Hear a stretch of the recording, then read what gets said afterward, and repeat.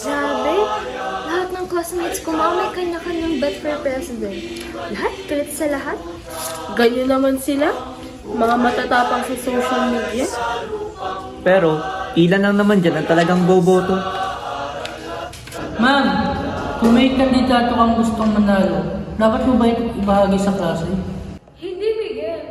Andito ako para tulungan kayong mag-isip, pero hindi para diktahan ang isipan niyo. Kung halata naman, ma'am.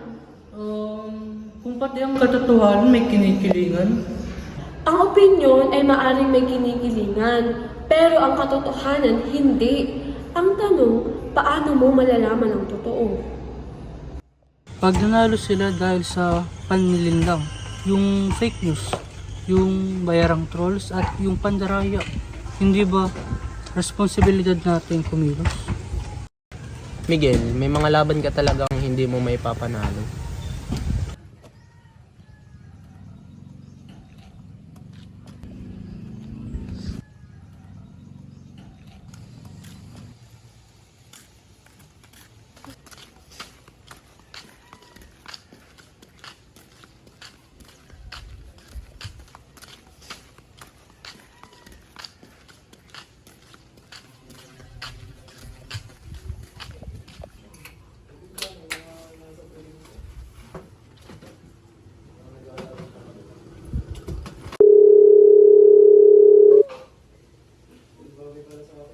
Hello?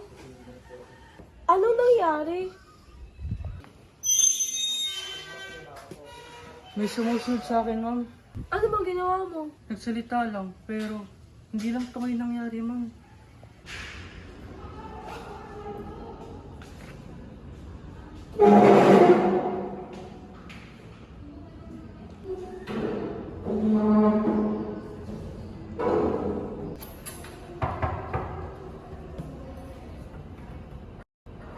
Tatlong taon na, ma'am. Anong pagbabago? Nagbago ang pangalan, pero hindi nagbago ang sistema. At anong nagawa natin tungkol doon? Hindi ko alam, Miguel. Pero ang alam ko, hindi tayo pwede magpabaya at basta-basta na lang kumilos. Iho, wala namang magbabago. Mahirap kalaban ng sistemang matagal nang nakatalaga. Sinabi na rin naman, Chris. Pero kung hindi ngayon, kailan? Anong sinasabi mo bang aksyon? Mahirap yung mga yan kalaban, Miguel. Kung hindi natin susubukan, sinong susubok?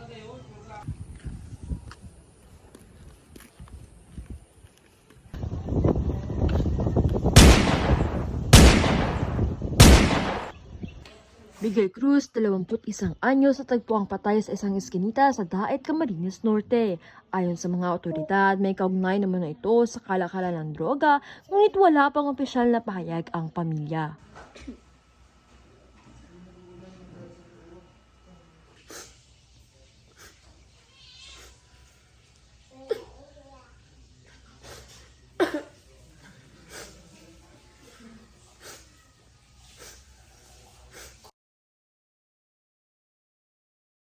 "2016, the Philippines stands at a crossroad of political and social issues gripping the nation.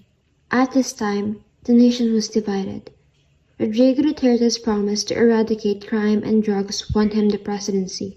Since assuming office on June 30, 2016, Philippine President Rodrigo Duterte launched a war on drugs that has resulted in the deaths of over 12,000 Filipinos, primarily from urban poor communities. At least 2,555 of these killings have been linked to the Philippine National Police.